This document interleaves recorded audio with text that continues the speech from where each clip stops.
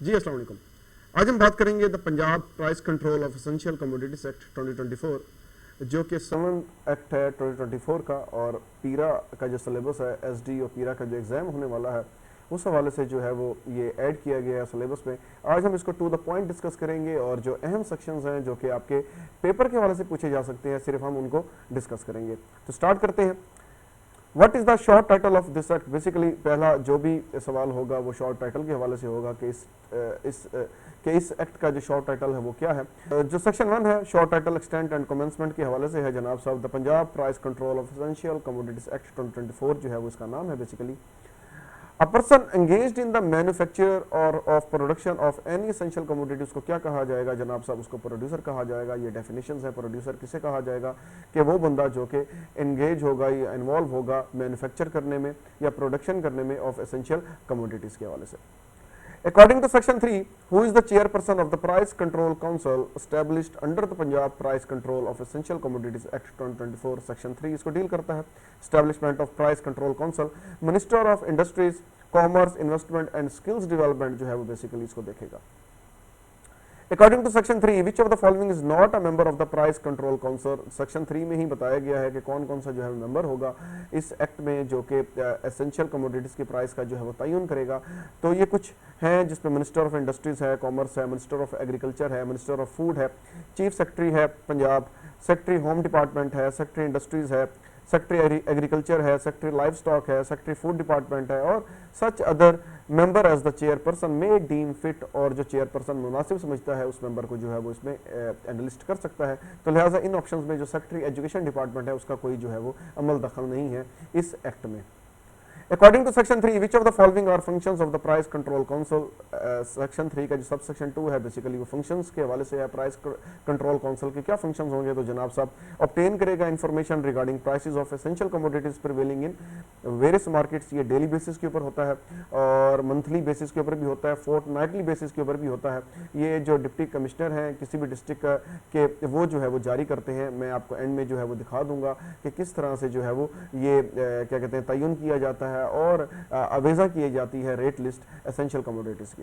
Review the prices of essential commodities fixed under the act, review करेगा और monitor करेगा the action taken under the act for price control and issue directions to ensure implementation of the act, और directions भी जो है वो ensure करेगा कि इम्प्लीमेंट हो रही हैं या नहीं हो रही। तो ऑल ऑफ द अबव जो है वो इसमें ऑप्शन होगा। According to section 4, who may issue orders to regulate the prices, production, movement, transport and sale of essential commodities? power to make order किसके पास है? सेक्शन 4 इसको डील करता है। काउंसिल इटसेल्फ के पास है, provisional the provincial controller general के पास है, और एनी अथॉराइज्ड ऑफिसर और controller of prices and supplies for specific essential commodities, यानी ऑल ऑफ द अबव जो है वो इसमें आ जाएगा। According to section 4, an order में फिक्स क्या करेगा? फिक्सिंग की बात की गई है, मैक्सिमम क्वांटिटी को फिक्स करेगा of an essential commodity. The maximum quantity of an essential commodity a producer or dealer may possess at any time, के जनाब से फिक्स कर देगा कि जनाब साहब इतनी लिमिट तक जो है वो होल्ड कर सकते हैं, इससे ज़्यादा जो है वो होल्ड नहीं कर सकते, बेशक वो कोई भी मार्केट हो। अगर उस क्वांटिटी से ज़्यादा जो है वो होल्ड किया जाएगा तो वो होल्डिंग के ज़मरे में आएगा, ज़ख़ीरा अंदोसी के ज़मरे में आता है।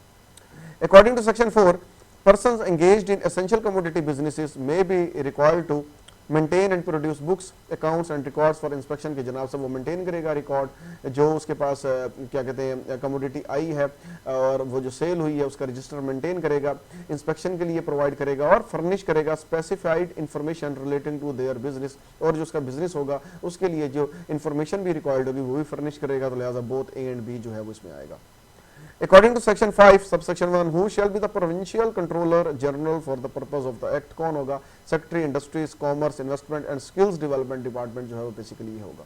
According to section 5 subsection 3, who act as the controller of prices and supplies in each district? मैंने पहले बताया कि डिप्टी कमिश्नर जो है वो बेसिकली होगा सेक्शन 5 सबसेक्शन 3 के तहत। According to section 5 subsection 4 part D, who can fix the price of the essential commodity for any category or tier of brands? The provincial controller general or authorized officer जो है वो तयन करेगा। According to section 6 subsection 2, who can extend the period of the price fix order? fixation of prices कौन करेगा जनाब साहब? The provincial controller general or any officer authorized by him जो है वो पाबंद होगा fixation of prices का। According to section 7, what is prohibited regarding the selling or reselling of essential commodities? section 7 deal करता है कि जनाब साहब कि सेलिंग और रीसेलिंग ऑफ एसेंशियल कमोडिटीज के हवाले से है कि नो पर्सन शेल सेल और resell any essential commodity at a price higher than the maximum price, यानी जो प्राइस का तयन डिप्टी कमिश्नर कर देगा उससे ज़्यादा के प्राइस के ऊपर वो जो है वो फरोख्त नहीं कर सकता। अगर फरोख्त करेगा तो उसके खिलाफ जो है वो कानूनी कार्रवाई अमल में लाई जाएगी। वो कार्रवाई क्या होगी आगे हम डिस्कस करते हैं। According to section 8 subsection 1 of the Punjab Price Control of Essential Commodities Act 2024, what can an officer do with seized essential commodities? अगर जनाब सब ऑफिसर मौके पर जाके जो है वो कमोडिटीज को सीज कर देता है तो क्या करेगा वो? Sell them on the spot at price fixed under the act, जो प्राइस तयन किया होगा कंट्रोल रेट के ऊपर जो है वो सेल करने का पाबंद होगा। According to section 8 subsection 2 part A, what happens to the deposited amount if the accused person is acquitted of an offence? अगर जनाब साहब आप उसको जुर्माना करते हैं या उसने जो क्या कहते हैं अमाउंट डिपॉजिट हुई है उसकी रीसेलिंग ऑफ द स्टॉक से, अगर वो कल को जो अक्यूज्ड है वो क्या कहते हैं जनाब साहब अक्यूज्ड साबित नहीं होता, मुजरिम साबित नहीं होता, क्या होगा?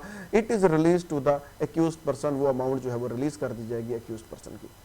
According to section 8 subsection 2 part B, what happens to the deposited amount if the accused person is convicted of an offence? और अगर कन्विक्ट हो जाता है, मुजरिम करार दे दिया जाता है तो क्या होगा? It is fortified to the government, कि गवर्नमेंट उसको जब्त कर लेगी section 8 subsection 2 part B के तहत। According to section 9 of the Punjab Price Control of Essential Commodities Act 2024, who is required to supply information regarding essential commodities? कि कौन जनाब साहब सप्लाई करेगा इंफॉर्मेशन रिगार्डिंग एसेंशियल कमोडिटीज और पाबंद होगा? एवरी डीलर, इंपोर्टर, प्रोड्यूसर और सेलर सेक्शन 9 के तहत ये तमाम जो है वो पाबंद होंगे इंफॉर्मेशन फराहम करने के। According to section 10 subsection 1, what is the maximum punishment for contravening any order made under the act? के जनाब सब क्या पेनल्टीज लगाई जा सकती है? मैक्सिमम क्या पेनल्टीज होंगी? इम्प्रिजनमेंट हो सकती है अप टू 3 years और फाइन हो सकता है अप टू 500,000 रुपीज और बोथ, यानी 5 लाख तक जुर्माना हो सकता है या 3 साल तक जो है वो कैद हो सकती है या बोथ जो है वो क्या कहते हैं इसमें फॉल करेगा। सेक्शन 10 जो है वो पेनल्टीज के हवाले से डील करता है। According to section 10 subsection 2 of the Punjab price control of essential commodities act 2024, what additional penalty may be imposed on repeat offenders? के जनाब साहब एक बंदे को जुर्माना हो गया, सजा हो गई और दोबारा वो यही हरकत करता है, गिरां फरोशी करता है, ज्यादा प्राइसेस के ऊपर जो है वो एसेंशियल कमोडिटीज की फरोख्त करता है तो क्या होगा? Business premises may be sealed for a maximum period of 7 days, के 7 दिन के लिए जो उसका बिजनेस है उसको जो है वो सील कर दिया जाएगा। According to section 11 of the Punjab Price Control of Essential Commodities Act 2024, how are offences under the act classified? के जनाब साहब किस तरह से क्लासीफाई किया जाएगा offences को? जनाब साहब ये जो है वो cognizable होंगे, काबिल दस्त अंदाजी होंगे और जो है वो नॉन बेलेबल offences में जो है वो फॉल करेगा। सेक्शन 11 इसको डील करता है। According to section 12 subsection 1, within how many working days can an aggrieved producer, importer or seller appeal an order of the controller of prices and supplies? के जनाब साहब अगर कोई अग्रीव हो जाता है, कसूरवार ठहराया जाता है तो अपील करने का उसको हक आया के हासिल है या नहीं है? तो सेक्शन 12 जो है इसको डील करता है। अपील के हवाले से जनाब साहब बिल्कुल इसको हक हासिल है, तो 7 वर्किंग डेज के अंदर जो है वो अपील कर सकता है। According to section 12 subsection 2, to which body is the appeal made against the provincial controller general or authorized officer's order?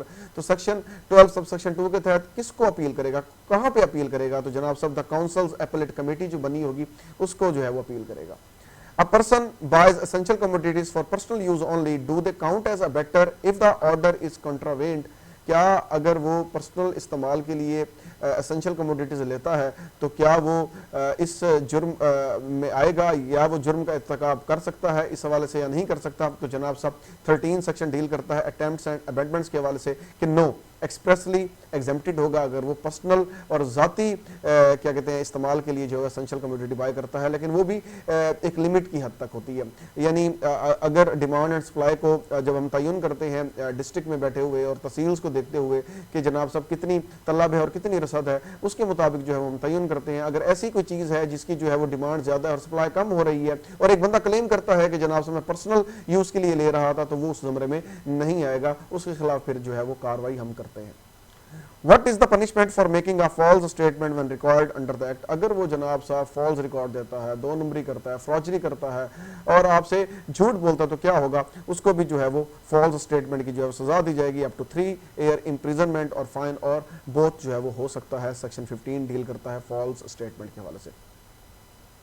Who tries the offense is committed under the act? जनाब साहब पावर किसको दी गई है, 16 section deal करता है। Special magistrate होगा appointed under section 14A of the code के जनाब साहब जिसको पावर्स और अख्तियार दिया गया है कोड ऑफ क्रिमिनल प्रोसीजर के तहत, CRPC के तहत, और ये पावर्स अभी जो है वो दी गई हैं क्या कहते हैं एनफोर्समेंट ऑफिसर्स को, क्या कहते हैं मजिस्ट्रेटी पावर, मजिस्ट्रेट की पावर है जो कि वो क्या कहते हैं ऑफेंसेस का जो तयन है वो कर सकता है।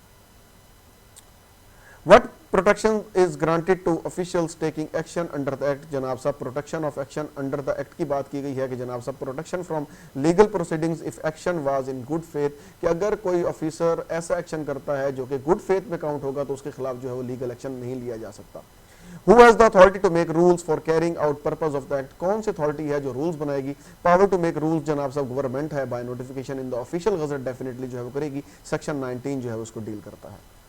Who is empowered to frame regulations subject to the act and rules? Power to frame regulation भी डेफिनेटली जो है वो काउंसिल के पास है, वो भी नोटिफाई करेगा ऑफिशियल गजट में अगर कोई नया क्या कहते हैं रूल्स एंड रेगुलेशन या पावर जो है वो फ्रेम करता है। Who is empowered to amend the schedule? Schedule को अमेंड कर सकता है the council may by notification in official gazette. Section 21 जो है वो डील करता है। Which section give detail about repeal and saving? Repeal and saving के हवाले से 23 है कि जनाब साहब the price control of essential commodities ordinance 2023 is hereby repealed, 2024 से रिपील कर दिया गया है। Notwithstanding the repeal under sub section 1 all actions taken under the repealed ordinance shall be deemed to have been taken under the act के। अच्छा, मैं आपको बता रहा था कि किस तरह से नोटिफाई किया जाता है। ये कुछ डिप्टी कमिश्नर बहावलपुर का एक नोटिफिकेशन है, उन्होंने जो है वो नोटिफाई किया हुआ है इन कमोडिटीज़ को। 24 कमोडिटीज़ हैं, कुछ का जो है वो रेट तयन किया गया और कुछ का जो रेट है वो क्या कहते हैं बामुताबिक कमेटी रेट जो है वो दर्जशुदा होगा। कमेटी जो मार्केट कमेटी है वो डेली बेसिस के ऊपर जो है वो ऑक्शन कर रही होती है, उसको देखते हुए जो है ऑक्शन को देखते हुए डिमांड एंड सप्लाई को देखते हुए तयन होता है। कुछ जो है क्या कहते हैं जैसे आटा थैला है उसका जो है वो बामुताबिक गवर्नमेंट पॉलिसी लिखा हुआ है, तो लिहाजा जो गवर्नमेंट की पॉलिसी होगी इस हवाले से तयन किया जाएगा। चीनी का भी इसी तरह ही है, ये भी केन कमिश्नर जो पंजाब है वो नोटिफाई करेगा कि चीनी का रेट जो है वो क्या होगा। और यहाँ आप देखें नीचे देखें तो इसमें जो है वो इस बाबत का मजीद हुक्म जारी किया जाता है कि इसमें देखें आपको the Punjab price control of essential commodities act भी जो है वो यहाँ पे मेंशन किया गया है कि जनाब साहब अगर कोई इसके ऊपर जो है वो अमल दरामद नहीं करेगा, इस रेट के ऊपर फरोख्त नहीं करेगा तो उसके खिलाफ जो है वो कानूनी कार्रवाई की जाएगी इसके तहत। तो लिहाजा ये एक छोटा सा एक्ट है और बड़ा आसान एक्ट है। SDO पीरा के पेपर में ये जो है इंक्लूड किया गया है, तो लिहाजा ये आप अगर आपको अभी तक समझ नहीं आया तो ये 10 मिनट में आप समझ सकते हैं ये मेरी स्लाइड्स सुन के। तो लिहाजा अगर इस हवाले से कोई भी सवाल है आपका इस एक्ट के हवाले से तो आप पूछ सकते हैं। शुक्रिया।